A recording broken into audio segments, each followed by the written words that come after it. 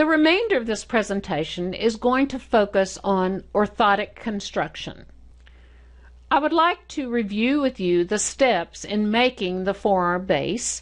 We'll start with the pattern and then we'll move to a video showing both the making of the pattern as well as the molding.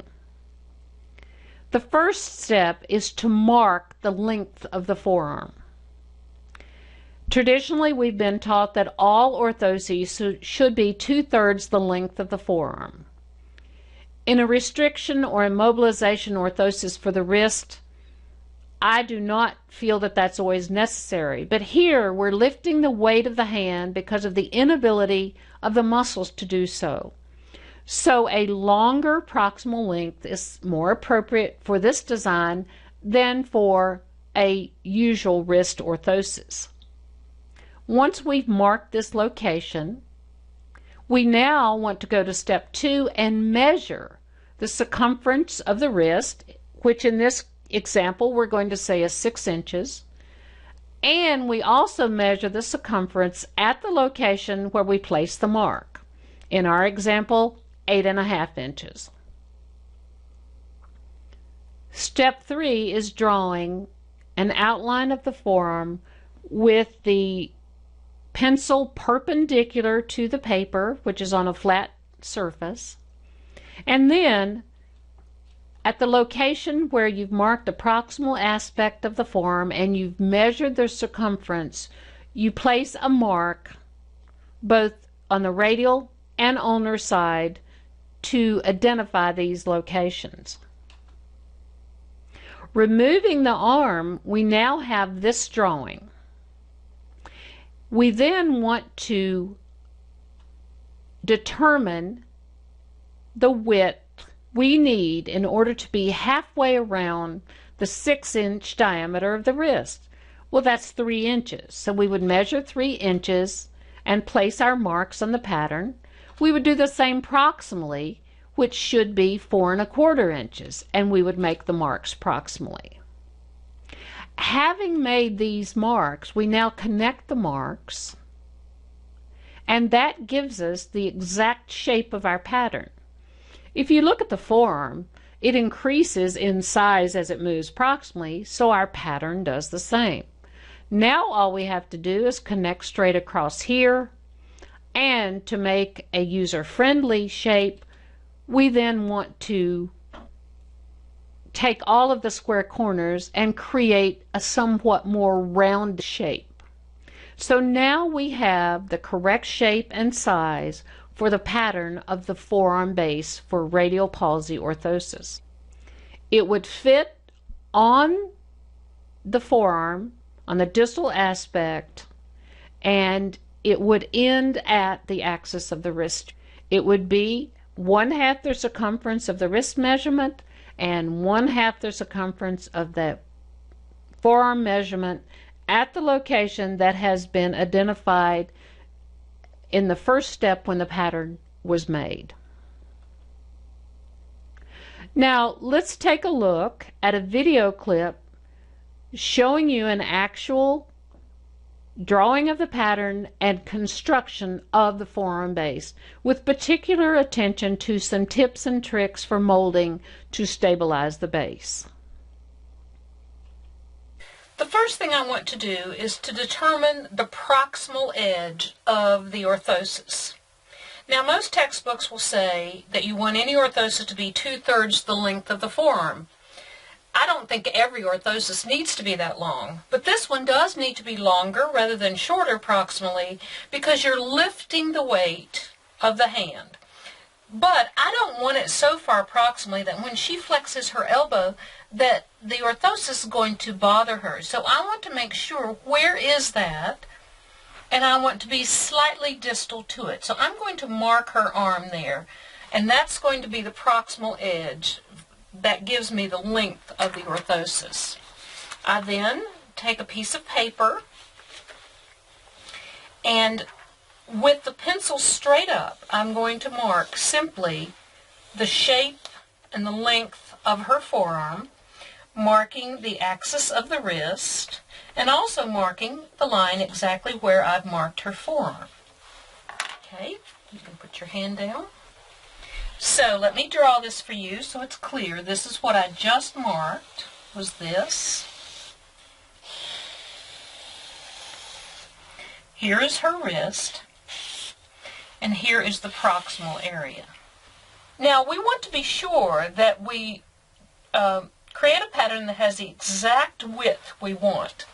I want to go 1/2 around the forearm, both at the wrist and proximally. So I can take her arm and I can use a measuring tape and determine that she is exactly 6 inches at the wrist and her forearm is 8.5 inches.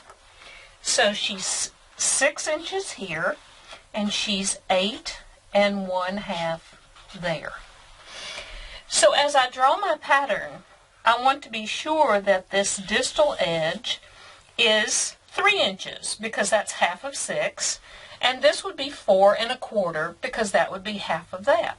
So I'm going to just draw the pattern ad lib, and then I'm going to go back and double check my measurements and see how well I do. Okay, there I've drawn an approximate pattern. And here now I'm taking, that's 3 inches, I'm slightly beyond, so I will cut that a little bit shorter, and this should be 4.25, so I'm a little bit beyond there. So I will now bring this back in. Always when I cut it I can make it smaller. The thing that is unique about this proximal piece is that I want to do two things when I'm molding that are unique. I want to be sure that this edge just comes around and tucks under both her radius and her ulna. If this is too short, it won't do that. So it's better to have it a little too long than a little too short. But also keep in mind that the spun material really goes with you and you can stretch it. So let's cut out the pattern now.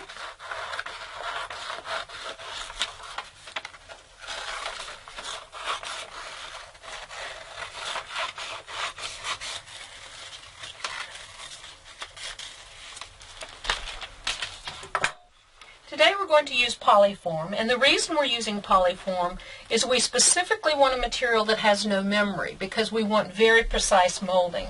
So I'm going to mark the outline of the pattern and cut that out. I have transferred the pattern to the thermoplastic. I'm placing that in the warm water. It's important that you keep the thermoplastic moving while you're heating it because that's what heats it thoroughly. I always pretend it's a pancake and take it and flip it over so that that heating is thorough.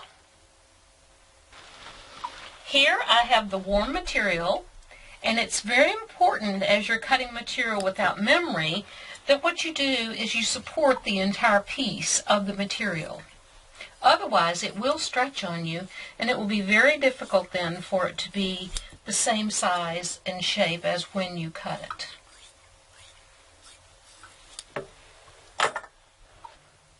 Now, our model today obviously does not have radial palsy, but someone with radial palsy, I really want to put them in flexion as I mold the splint because that gives me the proportions that I need to be aware of. I'm taking a small amount of exercise putty. This is medium, and that's actually, it looks like it's a bit too much. I don't want too much. I'm going to roll it into a ball and place it over her distal ulna. I want to place it a little bit toward the volar side so that when she supinates and pronates, there will be no pressure from the dorsal piece. I like to smooth that down so that it looks more anatomical. There we go. Now I'm going to take the warm piece of thermoplastic material. I'm drying it off briefly, just a little. And I'm going to ask her, tell me if this is too warm for you, okay? Is that too warm? No. Okay. Now I'm placing it down, and you'll notice that I'm handling it very gently. I'm also using this, which has water in it, and the reason I'm doing that is to keep moist fingertips, because I want to smooth this as it's cooling. And what I'm doing is I'm very gently pushing the edge as if I'm pushing it into her. Now very gently. Then I want to be sure both of my thumbs are wet, and I want to go right down the middle on the interosseous membrane. This is where the pressure and the weight of her hand will be counterbalanced. And this is what's really going to hold it onto her, is this interosseous membrane pressure and these edges being in. Now, near the very end of this, I roll the edge just ever so slightly and do the same distally, but not very much, ever so slightly. And then I want to leave her alone and let it cool on her. All orthotic material contracts as it cools, and therefore I want this to cool on her so that it's not too tight. If, however, you want to hurry along the process, you can take it over to a sink. You can put cool water on it, but I would suggest you bring it back to the patient at the end of that and put it on to a sure fit. Now that we've reviewed the making of a pattern and the molding of the base, we want to turn our attention to making an outrigger. There are many commercial outriggers available, some of which are very appropriate for use as an outrigger for radial palsy. The only important part is that they are strong enough and that they are able to recreate this normal tenodesis pattern with using a static line rather than a dynamic line. As an educator, I am presenting information on how you can make your own outrigger and attach it to the orthotic base. I want to emphasize that making your own outrigger is not necessary. I would like to share this skill with you, but if you're very slow and methodical at construction, that may not be the most cost-effective choice for you in your clinic. I want to remind you that we're going to attach the finger loops with string. Therefore, we need to bend the wire that makes the outrigger. We need to attach the outrigger to the base. We need to apply some thermoplastic material over the outrigger to give us an opportunity to punch holes so that the strings from the finger loop can go through the holes. You may indeed attach the finger loops directly to the outrigger. Your only caution would be that if those finger loops need replacing, you'll have to remove the outrigger, deconstruct a bit in order to replace it, and then you'll have to reapply it. Here are two commercial outriggers that allow you to construct a radial palsy orthosis with string. These can be purchased from most of our hand therapy suppliers, and I would encourage you to investigate that further on your own. Let's go through the steps of drawing a pattern for making your own outrigger. Draw along the sides of the hand with the patient's hand flat on a paper surface, and mark each side of the PIP joint so as to identify the axis of each joint. With the hand removed, take the middle point of each line you've drawn as being the center of the PIP joint. And the relationship of these dots that you've drawn become the curve of the shape you need for the outrigger. Here are the dots, and if we take the midpoint and take a long piece of 1/8 inch brass welding rod without flux. Now it has to be the 1/8 inch because it's not strong enough otherwise. And we start bending at the middle point of the wire, and we keep this point as the midpoint. We'll have an approximate equal amount on each side of the wire so that we end up with the outrigger being the length that we need. So then we would take the wire and we would bend it to fit these dots exactly. After we've done that, we mark on the outrigger a location that is slightly outside the width of the hand. Because remember, the hand, when it flexes, moves up between the two parallel bars of the outrigger, so it has to be wider.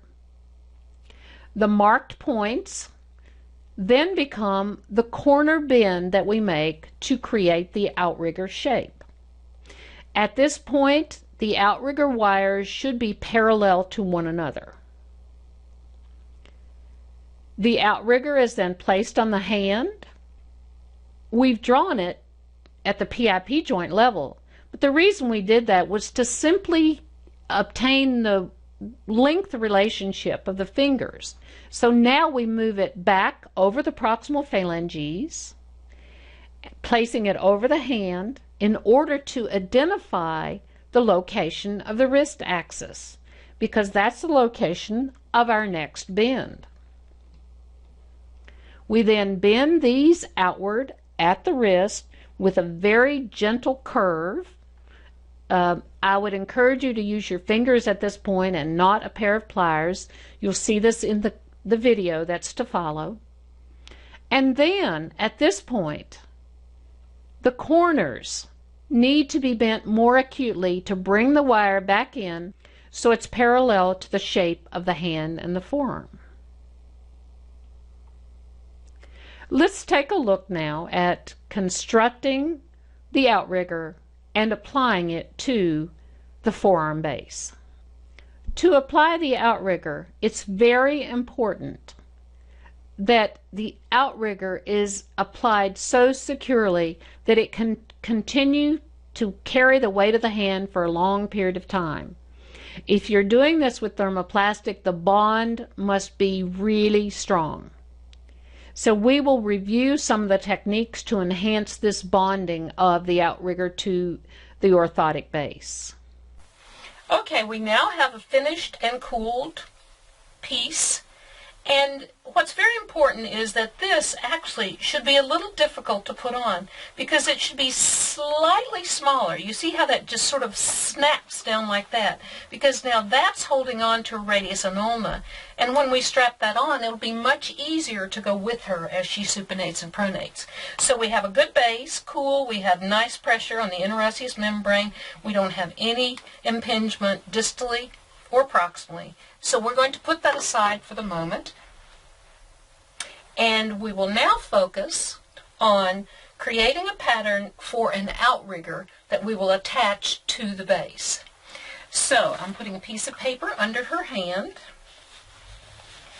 and I'm simply, without her fingers being tightly together, we do want her fingers parallel, I'm marking the radial and the ulnar side of her hand, and I'm going to mark each PIP joint, the axis of that, because the location of the PIP joints will give you the naturally descending length. Now let's make sense of this. This is each PIP joint that I marked, and here's the edge of her hand right here and right there. So if I now put a dot in the middle of each of the PIP joints, the edge of that was there, you can see how I've actually created a curved shape, and that curved shape should be the curve of the outrigger. But I want the outrigger to be slightly larger than her hand, so I want the outrigger to come here and here, because when she flexes her fingers, you want the MP joints to be able to move dorsally and then move volarly during extension. So here in the red, I'm going to mark it with red beside the blue, this is my pattern for the outrigger. Now I'm going to take a rather long piece of 1/8 inch diameter brass welding rod. Brass welding rod is easy enough to bend but it's strong enough. If you try to use coat hanger wire or some smaller diameter wire, it will be too weak to hold the weight of the hand. So you can see I've got a rather long piece here. I'm going to approximate the middle, and the middle is where I want to start bending, which would be here on the long finger. So I just start with an approximate bend like this, and let's see how close I can come. This part looks like it's fine. This needs more of a bend. Needs a little bit more. So this is trial and error, but you see now I have the same shape there and there. And now what I will do is I will mark exactly where this needs to bend to be wide enough to come down on each side of the hand, but not be against it. So now here is my mark, right here. I now need a large pair of linesman's pliers. I need to place the pliers slightly away from that mark, and I need to push very firmly, very close to the mark. And to save my joints, I'm going to push with the palm of my hand. So I push that in there. I now move down to this mark. The same thing, I'm a little bit away, and now I'm going to pull that one in. At this point, I want to put this down and make sure it's flat, and you can see that it's not. So just a little bit there, and I'm going to get it now so that it's almost perfectly flat. That's better. Let's see how close I came. There we are. Now let's test that on her. Let's bring her hand up again with her fingers in flexion, and let's see. Yes, that does clear her hand very nicely. That's what we want. And this will be resting over the proximal phalanx. So now with this resting over the proximal phalanx, I'm thinking it's actually a little too wide. These are not quite parallel. So let me bend that just a bit more. There. Now it's truly parallel. That's better. Okay. Now what I want to do is to mark the axis of her wrist on this. So I've made one mark radially and one mark ulnarly. And this gets a little bit confusing because I'm going to bend right here, but the first thing that will happen is it'll just bend this out and that out. So it'll be way too wide for her. But I will then come back and bend this and this at a somewhat greater angle. So here we go. I'm going to, in this case, not use the pliers, but use my fingers. I'm going to bend this out like that, away. I'm going to flip it over and do the same thing at the mark, like that. Now if we look at that on her, you can see that we've bent everything out and away from her. Now the natural tendency at this point is to just want to push this in. But what will happen is it will change this curve. And we want to be very specific. So we want to take the pliers, hold it, bring it back in here, do the same thing here, bring it back in, pushing close to it. Now let's see. Do you see how we came in? We want to be wide here, but we want to be more dorsally here. In other words, we want to be narrower here because this outrigger will need to rest on top of the piece of thermoplastic. So I would say that that's ideal. Now, I'm arbitrarily going to choose a length here, and I'm going to bend this at a 90-degree angle. I'll show you just in a moment why I'm doing this. So I've bent that one at a 90-degree angle, and I'm doing the same thing to the other one. I'm bending it at a 90-degree angle.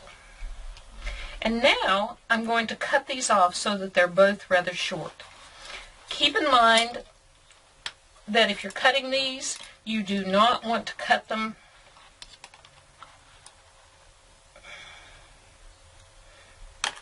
there. I actually broke that off because I was afraid to get someone's eye. This is very hard to cut. You need a good amount of strength. I'm scoring it there. Now what we have is we have two ends, and you can see that the ends are sort of pointing into her. So all I'm going to do is to turn those up a bit, like that, so that the ends are not pushing down into her. I think this one needs just a small amount more. Now we're ready to apply this outrigger to the base. So I'm going to put the base back on, like that. And what I want to do is place the outrigger where it should be. And I see that I have a significant amount of space right here. The outrigger's not flush. So I'm going to do a little bit of tweaking, bend that in slightly more. And the same on the other side. I'm going to do a small amount of tweaking. It's hard to explain exactly what you need to do. It really comes with experience. But now here is my ideal position. So I'm going to hold it in the ideal position while I take a pencil and I specifically mark where the outrigger is. Oh, I lost it a little bit. Let me hold it here. Oh, that's much better.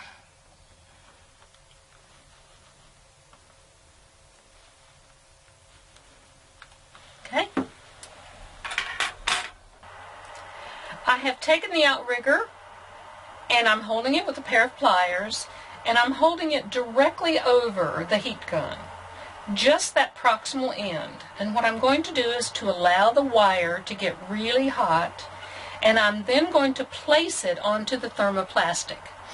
This will adhere temporarily, and then I can check and make sure that everything is in the right relationship before I move forward in the construction process. I'm going to turn it over. It takes a few minutes, but the heat will go into the wire. Do not hold this with your hands because the metal transfers heat. So we're assuming now that that's nice and hot. And I'm going to take it and place it exactly where I had the pencil marks. Now remember, you cannot touch this, so I'm using a scrap of wire to push it down. Okay, there we go, perfect. I'm going to touch it distally and it's fine. In other words, I've seated that temporarily. And my main reason for doing that is to now gently try it on her again to be sure that I have the right length. And I do. You don't want to touch the patient with the hot wire, so you do want to be very careful as you're doing this. Okay. It's still adherent temporarily, and now what I'm going to do is I'm going to use a solvent, and I'm going to thoroughly clean off the coating off of the thermoplastic. All thermoplastics, almost all thermoplastics, come with a coating, and if you don't clean the coating off, you will not be able to bond another piece of thermoplastic to it thoroughly. Now remember, the weight of the hand is being carried by this, so this is very important. I have cut a piece of thermoplastic. I have cleaned off one side, and I've heated it. But I'm now holding it over the heat gun. You notice I'm spreading my scissors just to hold on to it, because I really want to be sure it's super heated so that it's super malleable over this outrigger so it will adhere it perfectly. I'm moving this around to make sure it's heated.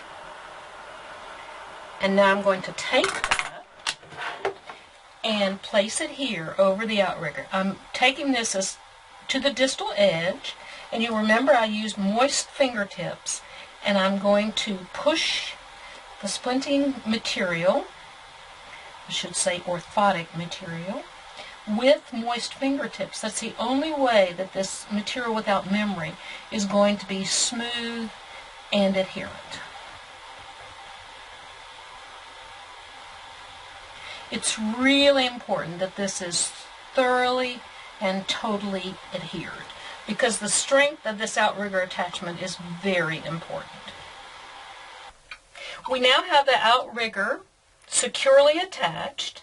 But we need some material here, some thermoplastic material, through which we can punch holes so that the finger loops can be fed through that.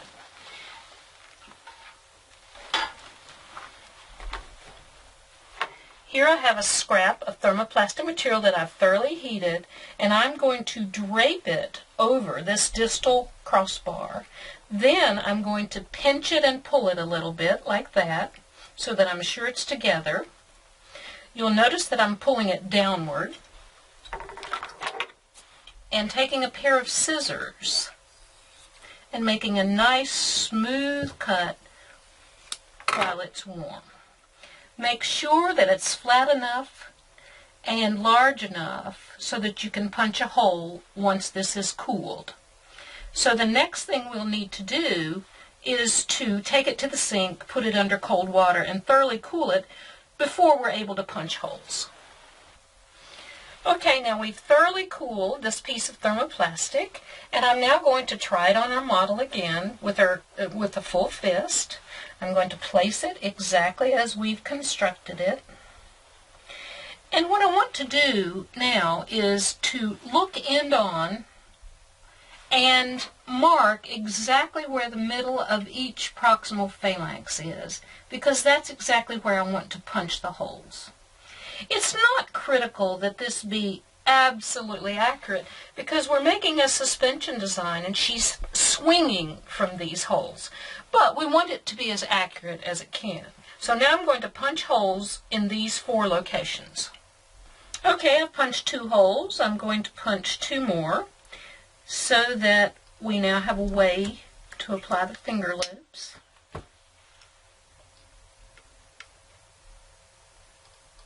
A little hard to see because I'm trying to meet the angle of the camera, so I missed one ever so slightly, but that will not matter. Okay, now we have the holes punched. And before we do anything else, we need to think about what we need to do before we actually apply this to her. We're going to put finger loops in string and come back and tie them. We need something to which we can attach the string. It doesn't matter exactly what it is, it just needs to be something stationary, but we need to be sure that it is securely attached. So I'm going to do what is my preference, but you can do anything you like to attach something right here. My preference is to make a hook, and I prefer to rivet it simply because I know it's secure. So I'm taking a pair of needle nose pliers, a piece of 1/16 inch diameter brass welding rod, and I'm bending a very small circle at the end of the wire, like that. And that circle is large enough to allow the rivet to go through it, but not so large as to not allow the rivet to hold it. So in order to attach this to this, in order to make a hook, I need to drill a hole in this. And I say drill because what I'm going to do is I'm going to use this variable depth drill bit in order to make a hole. Because it's in the middle, I can't really use a punch. I'm going to have to do it on the single thickness back here.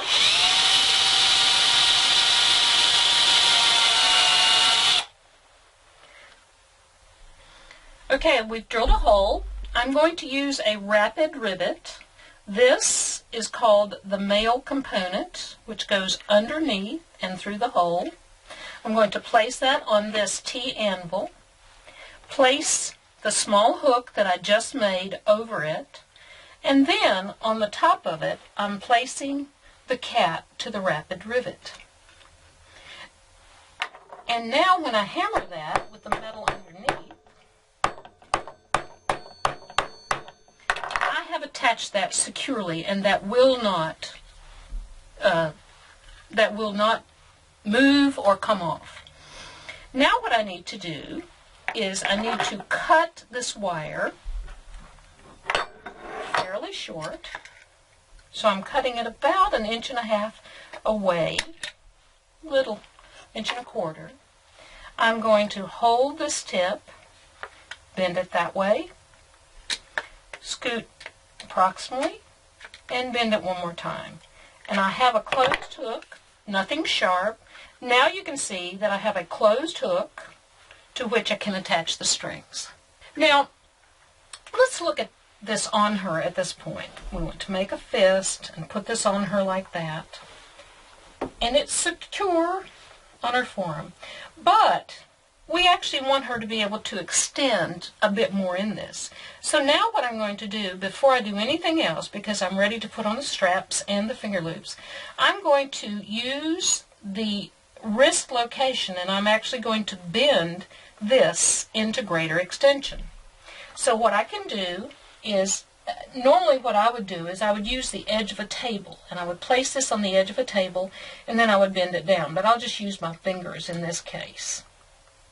So now you can see that I've taken that into some extension. I think I have a little more on one side than the other. So let's see how that looks. Perfect. Now that's above her when she makes a full fist, as it should be. You don't want it too high, because if it's too high, then it's too high profile. And now we want to apply a strap, and I'm going to use this commercially available strap with a D-ring, because that allows her to really fasten this down securely using only one hand. So I remove the self-adhesive protector. I place that so the D-ring is facing her, so it's easy. Bring this around and through the D-ring and back on itself.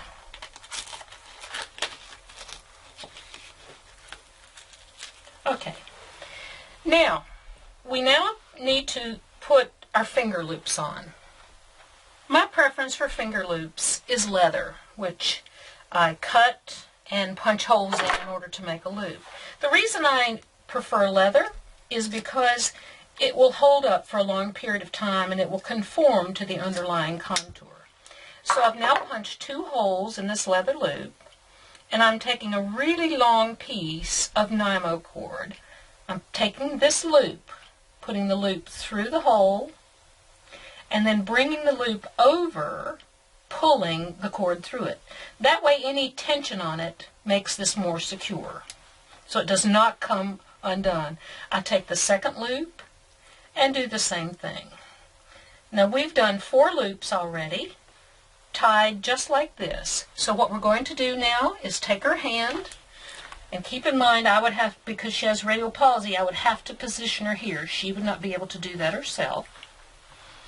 And I take this, and I'm going to string it through for the index finger, putting it under the proximal phalanx of the index finger.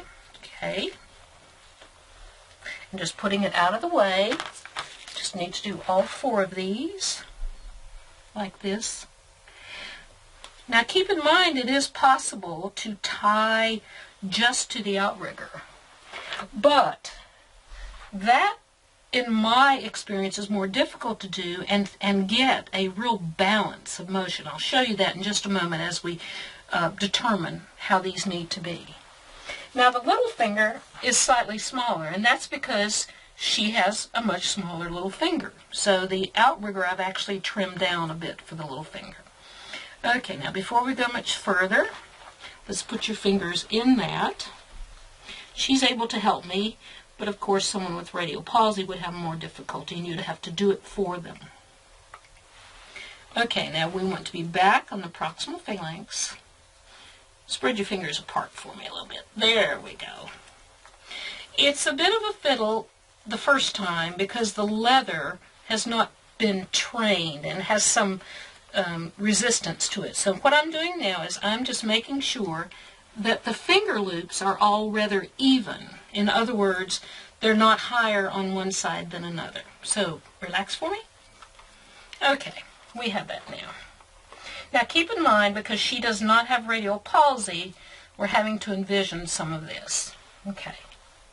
What I do now is I take the string on the owner side and I wrap it under there, and then I take the string on the radial side. And you'll notice how long the strings are. In my view, you need to make sure they're almost excessively long, because that's really what gives you some flexibility in determining the balance. Now, make a fist for me. And what I want is I want these to be tight. This index finger is a bit too loose, as you can see. So I'm tightening them up till they're all secure. I think that index finger could even use a wee bit more. Okay, now, what we want her to be able to do, we're going to ask her to hold that in midair, is open your hand and make a fist, and open your hand and make a fist. Now, when she does make a fist, you can see that the strings are touching her. So I'm going to let go just a little bit with the strings. Now relax, open up. Okay, now make a fist. And they're still touching just a little. So now make a fist, and now put your hand down. Now that is how tight I want them to be, with just a little leeway there so they don't touch so much. So I'm now going to just do a number of knots in this. This is nylon Nymo cord. It comes on a roll like this, and it will last for a long time. It will look a bit frayed, but it will hold up. And what I would now normally do is to take this in the clinic, and I would cut it fairly close to the knot, and I would take it over the heat gun, and I would hold heat near those ends so that they melt, and I'm sure that this will not then come undone. I will not do that in front of the camera just to save a bit of time. But now you see what we want is we want her ability to fully extend so that the wrist is in neutral. Relax for me. That's it. The wrist is about neutral, and she's fully extended because remember her intrinsic muscles are extending her fingers, and she's now able to make a full fist. Well done. She has wrist extension, so she's bringing it back more than someone would who has radial palsy. Now, what I want to do now that she has this on and we can watch her move in it, so let's ask her to open her hand and make a fist all the way, good, and open. Now remember, she does not have radial palsy, so she's moving her thumb in and out synergistically. Many say that you need to put an outrigger on the thumb because indeed all of your abductors and your extensors, your extrinsics, are not working if the radial nerve is out.